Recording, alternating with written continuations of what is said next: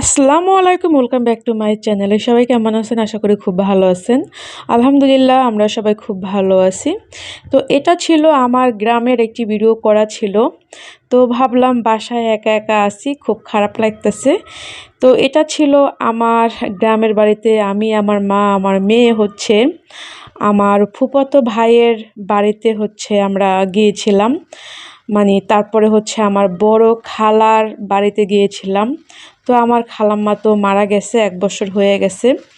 তো খালাম্মার কবরটা দেখার জন্য একটু গিয়েছিলাম, আর বড় খালুকে দেখার জন্য গিয়েছিলাম। তো আজকে হঠাৎ করে আমার অন্য ভিডিও যখন আমি মানে এডিটিংয়ের কাজ করতেছিলাম, তো আমার এই ভিডিওগুলো চোখে পড়লো। তো ভাবলাম আমি আজকে আপনাদের সাথে এই ভিডিওটা শেয়ার করি। তো সেজন্য আমি আজকে এই ভিডিওটি হচ্ছে আপলোড করলাম আপনাদের মাঝে।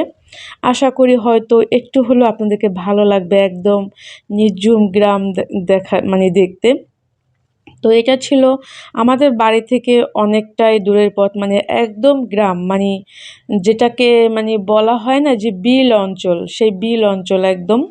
তো এদিকে হচ্ছে যে আমরা আমার আহ, বড় খালুকে তাকে দেখে তারপর আবার চলে আসছি ওখান থেকে। তো হঠাৎ করে গ্রামের এক কোনায় মানে ছোট্ট একটি হোটেল, তো ওখানে সিঙ্গারাগুলো দেখে খুব ভালো লাগলো। তো একটু নিয়ে নিলাম, আমরা একটু খেলাম গাড়িতে বসে বসে, ক্ষুধাও লাগছিল। আর এখানে গ্রামটা সত্যি অনেক বেশি সুন্দর। তো যেহেতু অটোতে ছিলাম, তেমন একটা ভালো করে ভিডিও করতে পারিনি। তো অটো হচ্ছে এরপর আর যেতে পারবে না, আমাদেরকে হেঁটিয়ে যেতে হবে। তো এদিক থেকে হচ্ছে যে তো মেয়ে তো একদমই হাঁটতে চায় না, তো আমার মা তো চলে যাচ্ছে। তো মেয়েকে বললাম, বাবা এত সুন্দর বাগান, চলো আমরাও দেখে দেখে হাঁটতে হাঁটতে চলে যাই। মানে অল্প একটু হয়তো জায়গার হাঁটতে হবে। তো আসলে সত্যি খুবই সুন্দর সবুজ গাছপালা। এই পাশেই হচ্ছে ধান ক্ষেত। তো সত্যি দেখে না খুব ভালো লাগতেছিল। আর আজকে হচ্ছে মানে রোদটাও খুব সুন্দর দেখা যাচ্ছে। তো এখানে না অনেক শাপলা ফুলও দেখা যাচ্ছে, এবং কি শাপলাও আছে। তো গ্রামে দেখবেন যে আশেপাশের মুরব্বী মহিলারা কিন্তু নতুন যদি কেউকে দেখে তারা কিন্তু ডেকে কথা বলে। তো আমাকে এখানে ২ মুরব্বী হচ্ছে দেখে কথা বলতেছিল, কি গো তোমরা মানে তোমরা কই যাবা, কাগো বাড়ি আইছো, তোমরা কাগো মেহমান। হ্যাঁ, তো আমি আমি বলতেছিলাম যে আমি আমার ভাইয়ের নাম বলতেছিলাম। কয়, ও তুমি অগবাড়ি যাবা? তো এই তোমার লগে এইটা কেডা? তো মানে তো যাই হোক, তো আমি বললাম যে আন্টি আমার মেয়ে আর আমার মা। তো উনি হচ্ছে আমাকে বলল, ও তোমরা ৩ মাইজি, এত দেখকে বোঝাই যায় না তোমরা ৩ মাইজি। কি সুন্দর তোমরা ৩ মাইজি, তোমরা কি ঢাকা থাও? তো যে আমি বললাম যে হ্যাঁ আন্টি আমরা ঢাকা থাকি।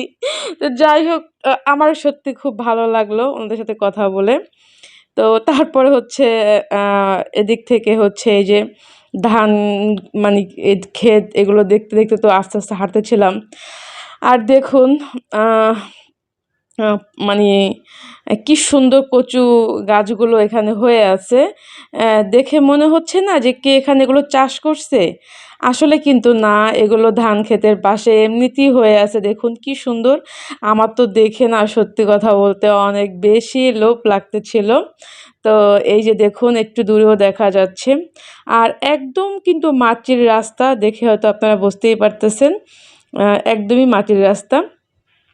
তো এই তো যাচ্ছি তো যাচ্ছি, আশেপাশে ধান ক্ষেত, এখানে হচ্ছে যেহেতু শীতকাল চলে আসছে, শিম গাছ। তো সব কিছু দেখে না খুব ভালো লাগতেছিল। আর এই যে মানে মাঠ, একদম রাস্তা, এই মাটির রাস্তায় কিন্তু হাঁটতে খুব ভালো লাগে। তো তারপরে এই তো আমার ভাইয়ের বাড়িতে চলে আসলাম। আর আমাদের বরিশালের মানে পটুয়াখালী অঞ্চলে তো ঘরগুলো এরকমই হয় জানেন। খুব সুন্দর টিনের ডিজাইন করা থাকে। তো আমার ভাইয়ের ঘরটা খুব বেশি একটা বড় না, আবার একদম ছোটও না, মিডিয়াম সাইজের একটি ঘর। তা আমার এই ভাইয়ের ছোট ছেলেটা ও আবার আমাকে খুবই মানে করে। ও মানে ফুপু, ফুপু মানে খুবই মানে আসলে আমি তো যেকোনো বাচ্চাকে খুব আদর করি। তো ওকে হচ্ছে খুব আদর করি, তাই সেজন্য ও আমার সাথে খুবই মেশে। তো ও আমাকে দেখাইতেছিল এটা হৃদয় ভাইয়া লাগাইছে, মানে ওর বড় ভাই হৃদয়। ও হচ্ছে এই গাছগুলো লাগাইছে, ও সেটা দেখাইতেছিল। আর আমাকে বলতেছিল যে, "ফুপু আপনি কি এই ঘাটে নামতে পারেন কিনা?" তো বিভিন্ন রকমের প্রশ্ন আমাকে করতেছিল সত্যি কথা বলতে। আর আমাকে দেখাইতেছিল এইটা এই গাছ, এইটা এই গাছ।